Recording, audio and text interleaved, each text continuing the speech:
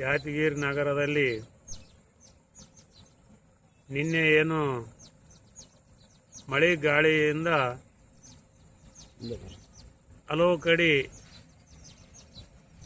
Current ಕಂಬಗಳು ಮತ್ತು ಗಿಡಗಳು ಬಿದ್ದಿರ್ತಾವ. ಅದರಲೇಸಿ 24 ಗಂಟೆ ಆಯ್ತು. ಈಗ ಇಲ್ಲಿವರೆಗೂ ಕೂಡ ಕರೆಂಟ್ ಕೊಟ್ಟಿಲ್ಲ. ಇರ್ತಕ್ಕಂಥ DCMC ಏರಿಯಾದಲ್ಲಿ ಇಲ್ಲಿ ಇರ್ತಕ್ಕಂಥ ಅಧಿಕಾರಿಗಳು DC ಮತ್ತು SP ಅವರೇ ಇರ್ತಾರೆ. ಇಂಥ ಏರಿಯಾದಾಗೆ ಇಂಥ ಪ್ರಾಬ್ಲಮ್ ಅದ. ಅನೇಕ ಅಲ್ಲಿ ಸ್ಲಮ್ ಏರಿಯಾಗಳಲ್ಲಿ ಬಡವ್ರದ್ದು ಯಾವ ಪರಿಸ್ಥಿತಿ ಅದನ್ನು ಅಧಿಕಾರಿಗಳು ಯಾಕ ನಿರ್ಲಕ್ಷ್ಯ ತೋರಿಸ್ತಾರ. ಈ ಸರ್ಕಾರ ಏನು ನಿರ್ಲಕ್ಷ್ಯ ತೋರ್ತದೋ ಏನೋ ಗೊತ್ತಿಲ್ಲ. ಇವರಿಗೆ ಯಾರು ಹೇಳೋರಿಲ್ಲ ಕೇಳೋರಿಲ್ಲ ಏನೋ ಗೊತ್ತಿಲ್ಲ.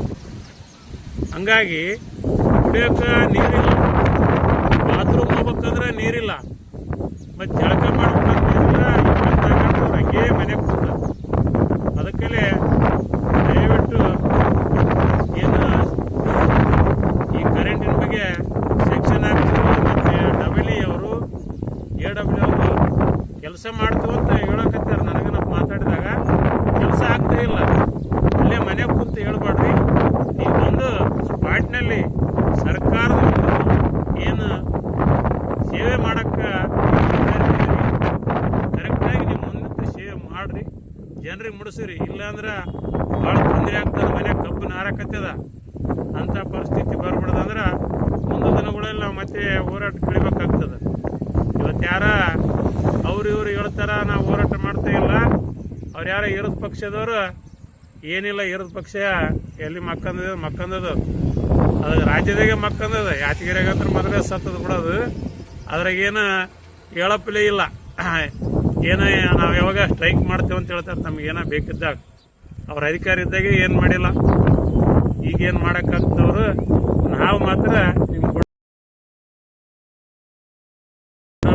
ಕೂಡಲೇ ಇವತ್ತು ಇನ್ನೂ ಒಂದು 2 ಗಂಟೆದಾಗೆ ಕರೆಂಟ್ ಬರಬೇಕು. ಕತ್ತಲಾಗ್ತದೆ, ಮತ್ತೆ ಜನರಿಗೆ ತೊಂದರೆ ಆಗ್ತದೆ ತುಂಬ ಅಂತ ಹೇಳಿ ಎಲ್ಲ ಲೈನ್ಗಳು ಸರಿ ಮಾಡಿರಿ.